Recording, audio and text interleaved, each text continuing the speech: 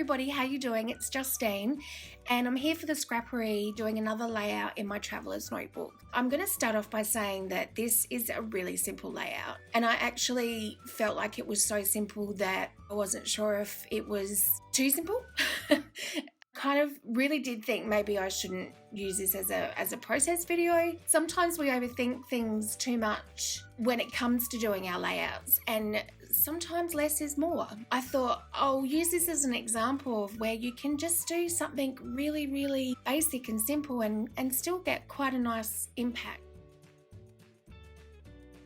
I'm just laying down some flowers. Now these are the vellum flowers from Cocoa Vanilla. They're so beautiful. I've said it before in other videos. They're just stunning. And I kind of had in my head that I just wanted to create like a flower border, almost to look a bit like a flower garden.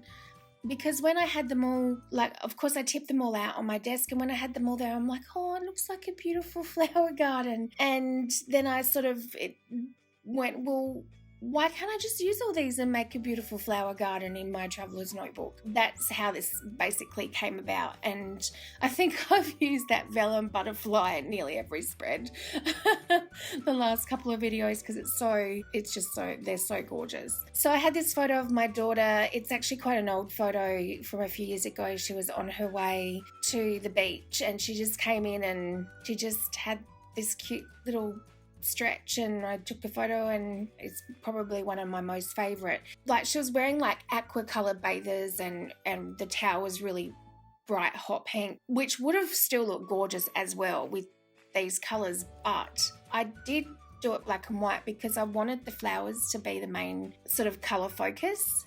And I felt like if I'd use the actual colour of the photo as well, I'll try and pop a picture in here of the colour version of the photo so you can see. And these are some chipboard butterflies, and here I'm doing my method where I pull the back off to make them a lot thinner so they're not too bulky in your traveler's notebook. As you can see, it's pretty easy. I just pull them off with some tweezers because I find it easier to use tweezers than my nails. You can see how thin that is. And it just is like a sticker. So, but you still get that little bit of dimension that you get from using chipboard. So just because you got a traveler's notebook doesn't mean you can't use all the chipboard stuff. And I'm just trying to find some words to put on the Instax here. Yeah, as I said to you, I'm pretty sure that this is almost it for the layout. I think I do a little bit of journaling. I'm just sticking a few of those vellum pieces down with some glossy accents. I don't know why I use glossy accents. I just always have. It doesn't show and it just sticks really well. It is an expensive glue though.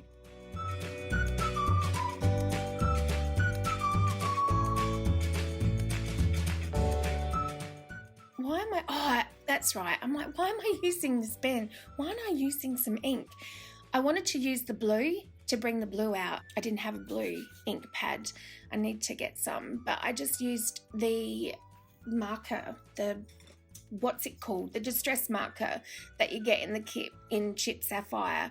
So I just used that on the stamp, on the roller stamp, to put the date down to sort of tone in with the colours. And then I felt like something was missing, and for once in my life I didn't want to get my watercolours out, so I just got some of my gelatos in like a pale yellow, bring out that yellow colour in the flowers. And I just, as you could see there, I rubbed it on my finger and I just smooshed it, plopped it, put it on there, smudged it. I smudged it on there with my finger just to give it just that hint, tiniest hint, you can barely see it, of yellow, but I think it just grounds the flowers a little bit more. And I wanted to use a little bit of a heading, but I didn't want it to stand out, so I did it in the letter stickers that you get in the kit as well.